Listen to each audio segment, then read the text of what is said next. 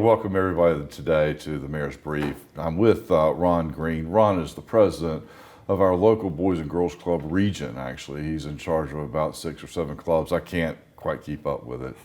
But anyway, here during the COVID issue that we're dealing with right now, you know, Boys and Girls Clubs really had to stop and adopt their mission to try to figure out what that looks like. And so, you know, I just want to have a few words. And Ron, if you could just share a little bit about who you are, your heart, your mission. I know you're a great guy, but tell us a little bit about Boys and Girls Club. Well, thank you, Mayor. Appreciate you for having me here today. And you know, amidst the pandemic, you know, everything has to change. Sure. And the new normal is, you know, we're changing it every day. You know, today you're talking about washing your hands. Tomorrow you're talking about washing your hands and using hand sanitizer. So things are changing, and working with young people is changing as well. We know that, you know, the best way to work with young people is always face-to-face, the interaction. You know, the one thing that we feel like Boys and Girls Club do really well is build the relationships with young people. So now we just got to do it a little different, you know. Sure. And now we're really into the young people's world. Right. They were more into the social media world, the technology world, as far as, you know, interaction with whether it's FaceTime or whatever it may be. And we have to adapt as adults to catch up with them, because now it's a new norm. It's necessary in order to develop young people and, you know, into what they can and should become, even during the pandemic. Right. So, you know, let's just talk about it a little bit. So I had formed some transition groups. One really was speaking to education. And so we had a Zoom meeting maybe a week or two ago, just kind of checking in. And their concern was, you know, they've literally lost children. And I don't mean that to the school system, but they've produced, you know, handouts to keep folks on grade level tasks, but they can't find some children, and they really don't even know where to start looking. Are you experiencing anything along those lines, and how are you managing through that? Yeah, so we're able to maintain where all of our young people are, you know, through our tracking system. We're in constant contact with them through phone calls and those things. But the problem is that some of them, they may live at one address and they're staying with someone else during this time, when either if a parent is working or they're not working, but they got more food at this house than they do at this house. Right. So we're just having to keep track of them and track them down through other people, and we just got to do more of a concerted effort now. Right, because, you know, that's one of my concerns. I mean, right now there's enough inequity as it relates to the ability to get to school, right? I mean, if I'm from a stable household, then I'm going to do better than my peer group who is couch surfing, for instance, as you've referenced. And if I get lost in the system, I'm certainly now going to fall behind my peer group. And, you know, that's how you get everybody to the dance. And education is the great level, it's the great equalizer of the community. And so, you know, that's just a concern that I have as mayors, as a private citizen, and I know that's one of the things you guys do so well. So let's talk about food. I mean, you know, that's obviously a challenge too. I mean, a lot of kids, depending on school meals, to be able to eat during the course of, not be able to eat, but it certainly augments and supplements what they're provided during the course of the year.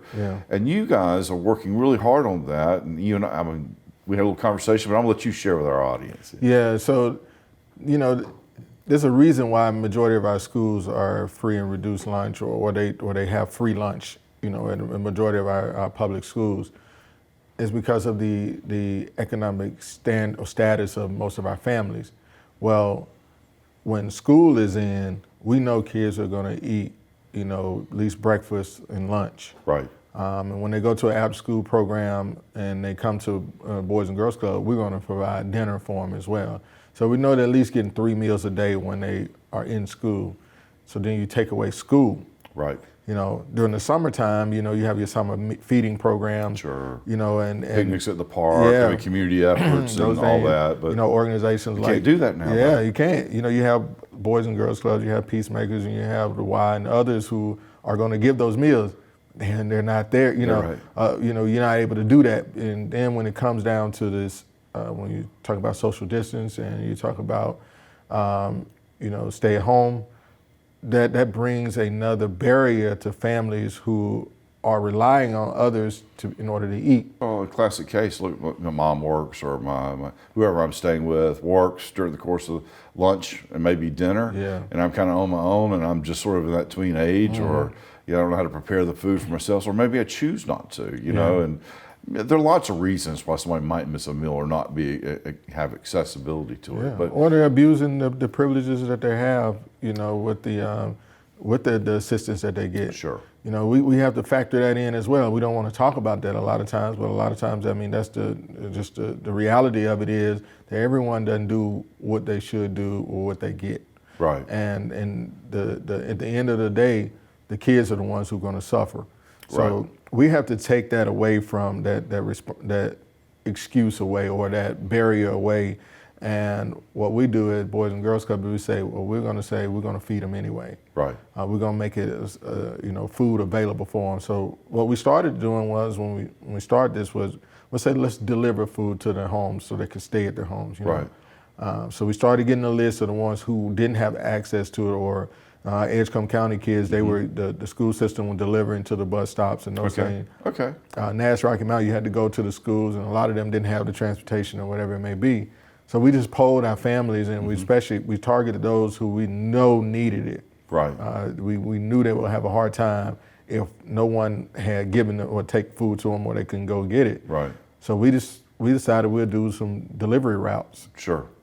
I had my full-time staff. They were able to devise a route. We took meals to the homes for lunch. Right. So we started serving lunch.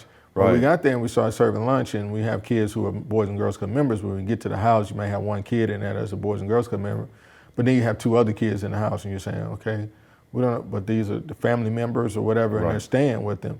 So what we do is we started adding meals, and we were fortunate that we were able to get Beth at Rocky Mount Academy to partner with us and say, hey, look, we have a kitchen, I have a staff. Let's create some. My kids aren't here, so let's. And I'm paying them anyway. And I'm paying them anyway. So let's help you out. Right. And they've been phenomenal. Right. And so we decided, okay, what are we going to do in the evening? I know. So I want to hear the rest of this story. I know. And we talked. I said, man, I would love to get everybody a crock pot. Sure. And then we deliver these meals, and they can just put it in there, and at the end of the day, they eat. Well, the companies that I was looking at, it was like, there's no way I'll be able to send this, deliver this to you at this bulk. Okay, right. It's just too much. It was just, and they said, I don't know if we can get a deal on the shipping or what it may be.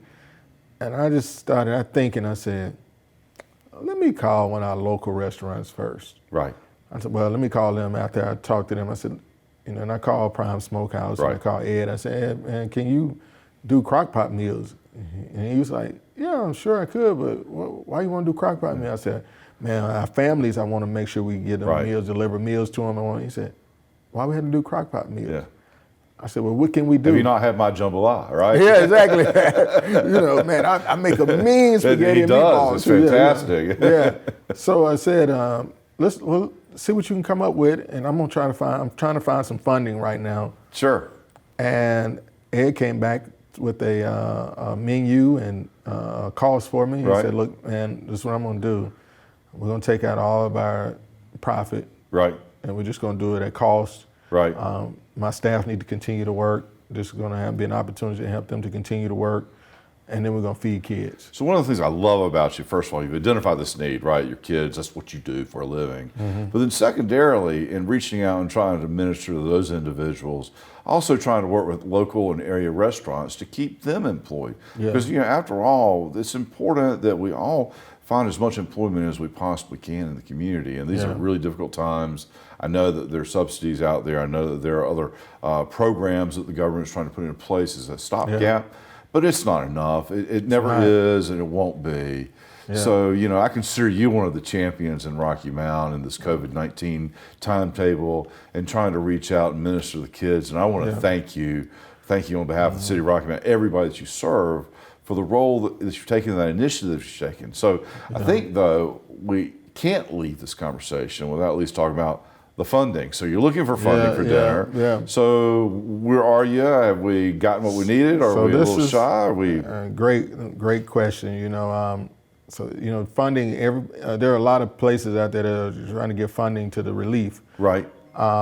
And I just started looking around, and then all of a sudden, Commons contacted me and said, "Hey, we have some funding that's available. We'd love for you to apply for it." Right.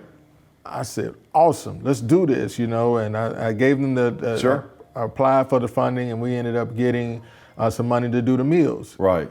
Right. And then I started to think. I said, "Okay, if Commons would do this for us, they understand the need in the community for the meals, but they gave us some additional funding for the academic support, knowing that we're doing this V-Club, virtual club." And we decided to say, "Hey, well, let's look at putting this model together, and maybe we can pull in another restaurant." So we started looking at other restaurants, Sure. at doing maybe lunches and dinners as well, Right. so we can increase this number. Right. Of course. So if more give to us, and we have this model in place, I have a team of drivers that they have addresses and those things. We have more kids who need, families who need food, and we can keep people inside. Right. We have just few drivers out, and they're driving and they're delivering it to your home. Right. Right. So now all you do is open your door, and you have a full course meal, from a reputable restaurant, and it's local, and it's keeping people employed, but they're also getting to enjoy the good food from our local restaurants. So I've got two thoughts. First of all, look, Cummings is having some tough economic times too, right? So Yes. they've laid off a couple of folks, Yeah. shut down some of the lines. They continue to employ folks Yeah. here in Rocky Mount. Yet in that adversity, the face of that adversity, Yeah. they're still reaching out to this community. And I don't think a lot of people realize just the impact that corporations such as Cummings have on us and on the impact on our children's lives on a daily basis. Yeah. So the other thought I had as you were going through this, meal delivery system, well, maybe I don't qualify or shouldn't be taking call it the free food or the less expensive food or the deal that you put together a deal on, but hey, is there a market there? Maybe I could just buy from you, I'd say, Ron, put me on your list and I'll pay full freight plus something, as a way to maybe raise money for this, just as an individual basis. That's why you're the mayor. See, you come up with these great ideas, and the thing is we can get more restaurants involved. Sure. We can get more people involved, and who knows? I mean, this could be the start of a service where you got not only people who really need it, but Right. there's others who pay above the cost to Right. get this thing done, and then that way that the remainder can go towards feeding more families. The way I see it, everybody in this story needs it, right? Yes. I need to eat.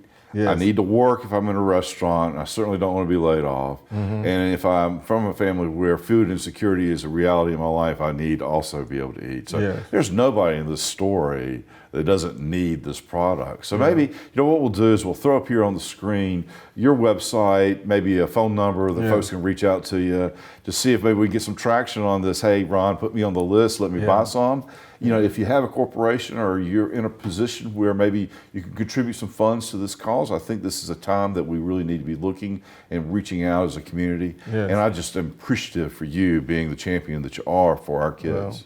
Well, the thing about it is, and I wore my shirt today, it says, "Cool to be kind."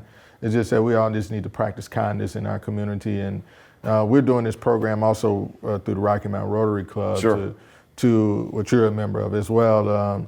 We're doing a reading program, and we're giving the book Each Kindness to our kids who are in second grade. So we're delivering those books to them, and they're practicing kindness. And that's what we need right now is to practice kindness in our communities and across the country, because we're all suffering in this together. Well, sure, we've all heard, it takes a village to raise a kid, right? So really that's what you're saying. Let's be a village in every way we possibly can. And I want to, again, thank you so much. And, notice he didn't bring me a T-shirt, but that's okay.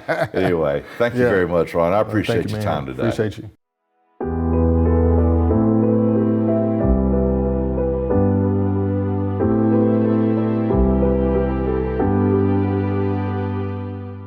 With us right now, we have